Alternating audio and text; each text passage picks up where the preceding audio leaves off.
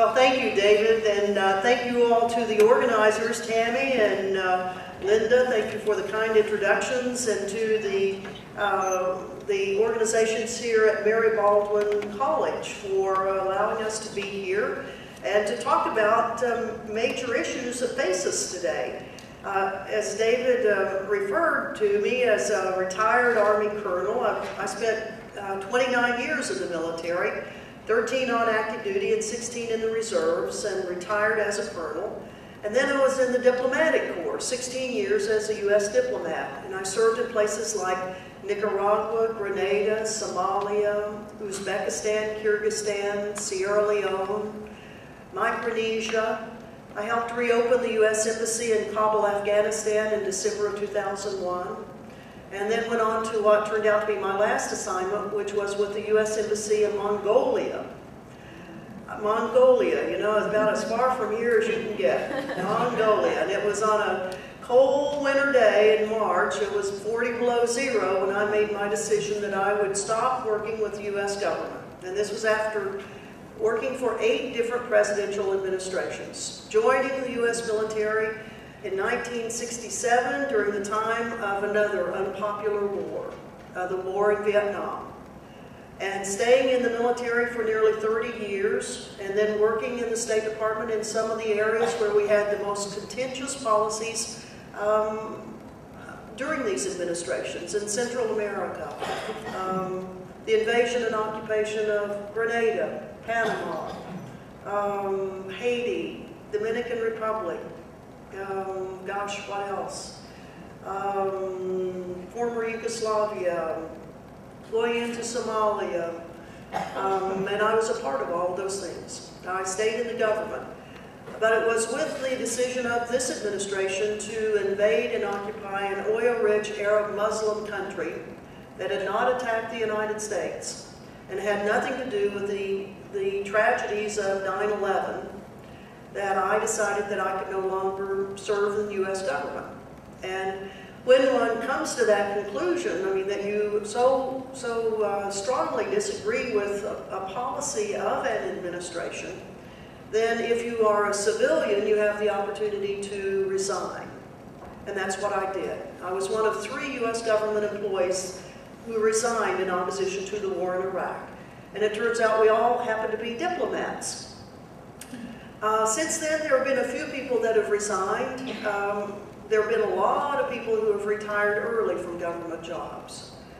In our military, we've had people who have dissented from policies, from the war in Iraq. But it's a little more complicated for those people that are in the military. They don't generally have that option of resignation. And indeed, for the enlisted men and women, if they decide that they disagree with the policy and they raise their hand to their commanding officer to say, oh, excuse me, that war in Iraq, I think it's illegal. I think it's a crime against the peace. You know, Iraq didn't attack us, and I'm sorry, I can't go to Iraq to attack them. So even though I volunteered for the military, I'm not going to go. Well, what happens when men and women in the military say, excuse me, but I'm not going to go. I'm not going to do this or that. Do they get to just walk away? No, they don't. And indeed, as David mentioned, part of the book that I wrote was about these men and women who had a lot of courage, I think, to stand up to a system to say, even though the system, 99.9% of the system is moving forward on the policy of war in Iraq, there are these little tiny voices out there going, wait, there's something, I don't agree with this. I think it's illegal. I think it may be breaking the law. It may be a criminal action, and I can't do that. So what happens to them? They end up getting court-martialed. And indeed, we've had about 32 of them who have been court-martialed for refusing to either go to Iraq or to return to Iraq. Most of them had already been to Iraq 1 time or 2 times. And then they say, wait, now I've seen what's going on, and I cannot go back.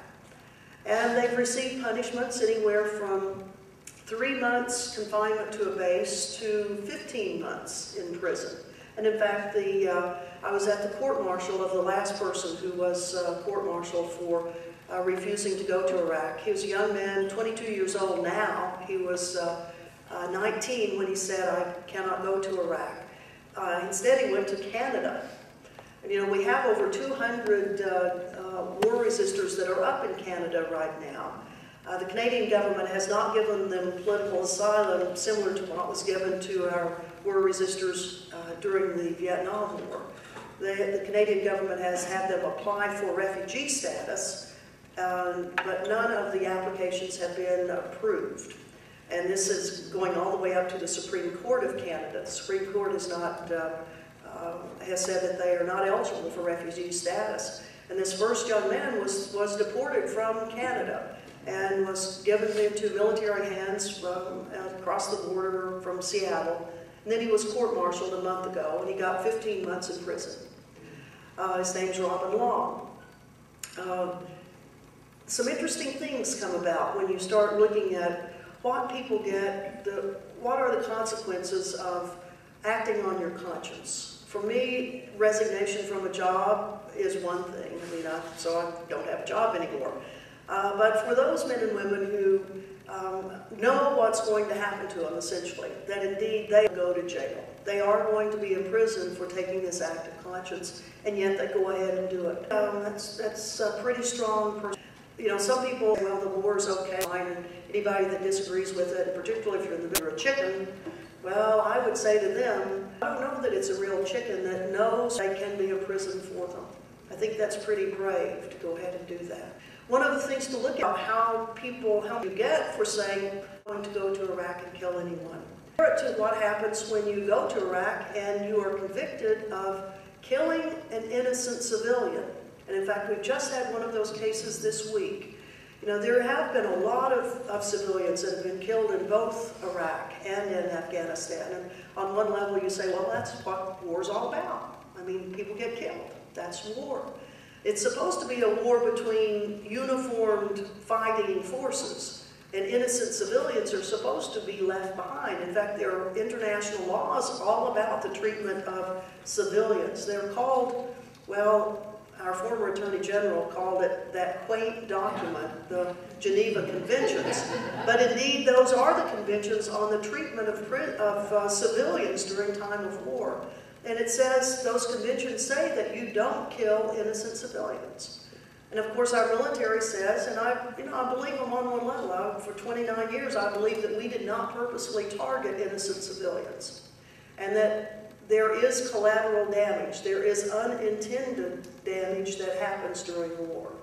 But I think during these conflicts in both Iraq and Afghanistan, we are seeing a new level of collateral damage. And I have this feeling in the pit of my stomach that it's more than just collateral damage. I think that indeed we are targeting innocent civilians, that we're targeting them to give them a message that don't you support these insurgents that happen to be your brothers, your fathers, your mothers. You don't support them. We're going to kill your whole family.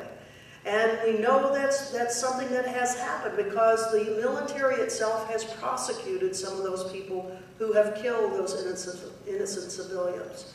And the latest one that's been court-martialed happened this week. And a young man who is part of a group of 4 people, 4 military, U.S. military, who have been charged with killing 4 Iraqi civilians. The first one of them was convicted this week. And his sentence was 6 months in jail. And that's an interesting one, isn't it? Here you get 15 months for refusing to kill, and you get 6 months for killing 4 people. And if you look at the numbers of cases that we have in both Afghanistan and in Iraq, where the military has taken its own personnel to court to say, it looks like you have committed a crime against the civilians. The level of punishment is, in general, pretty light, with the exception of one case. The U.S. Army did prosecute and convict 3 people, 3 out of 7, I believe it was, who murdered a family of 6 people, and before the young 14-year-old girl was murdered, she was gang raped by the 7 soldiers. And this was a purposeful, premeditated act that they planned out. And the 3 that have been convicted in that case have gotten 100 years in jail, which I think is the least that they could be, the punishment, the least that they could have for that. The last one is going to court in April of 2009. He's going to a federal court, a civilian court, because he was released from the military after this incident happened. He was released because he was mentally unstable. Well, yeah, I think he probably was. I mean, he was one of the ringleaders in killing this whole family. Well, they found him, and he's now going to go into federal court. Well, I say this as kind of a preface to, you know, the very serious times that we're in right now. 2 wars that we're all concerned about, and we feel that, well, we should have gone into Afghanistan, and we did need to go after the people that perpetrated 9/11, or at least the people we were being told perpetrated it. In fact, I volunteered to go to Afghanistan because I felt we needed to do something. But here it is 7.5 years later, after we've been in Afghanistan. I think maybe there was a different way we should have pursued this. 7.5 years later, bin Laden and Al-Qaeda are still quite strong. The cases that we've had in civilian courts on people that we call terrorists, that we've brought cases against them, it hasn't been because our U.S. military has captured them. It's been because good old law enforcement techniques have been used, international law enforcement, and they've been tracked down, and they've been brought to court, and they've gone through a court, a legal process, the rule of law, for people who have committed criminal acts against our country. In contrast to what we find with those people in Guantanamo, you know, 7.5 years we've had men and boys in Guantanamo. And now we have actually the first woman, if it were not for the type of publicity that came about when she was captured about 2 months ago, when somehow she appeared in Afghanistan at a provincial governor's compound, and somehow as she got into the compound and was able to get a weapon from a U.S. military officer and supposedly shoot that officer, and then she was shot in return.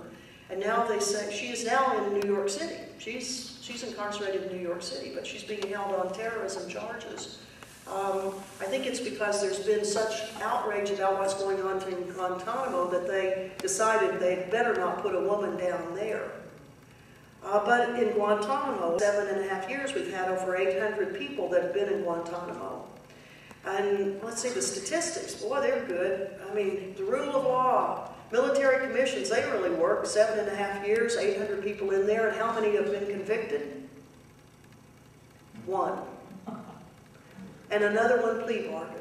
And that's it. There are 7 others right now that charges, cases are going forward in the military commission. It's not a very good process, it seems, when you have your former chief prosecutor who resigned from the Air Force, Colonel Morris, who resigned and said, I'm not going to be a part of this anymore. When you have a reserve lieutenant colonel, Army lieutenant colonel out of Newport Beach, California, who's finally come forward to give the federal courts a view of what goes on behind the scenes, and the federal courts are ordering that new looks be taken at this categorization of people as combatants. 800 people in there, now less than 270 left. Of the nearly 730 that have, 530 that have been released, how many have, what happened to them? Our military says, oh, many of them have been found on a field of battle. It's unverified, though. Most of them have not, well, I think that only 4 of them have ever been convicted once they got back to their home country. The rest of them have been turned loose because there was no evidence. When their countries got the information from the United States government, got the evidence that we had been holding them on, it was insufficient for them to be held in their home countries. It's a pretty sad state of affairs when we have those sorts of things on our shoulders as citizens. I mean, this is Guantanamo. The name Guantanamo, the word Guantanamo will live now in infamy in the history of the United States of America. And what do we do about things like that? I mean, here I was in the government all my life, and although I was not proud of every single policy done by every single president during that period of time, I at least, when I traveled around the world, I felt like people respected America, that there were parts of our country that they thought were good, as we thought parts of their country were very good too. But I think that level of goodwill has really gone down the tubes.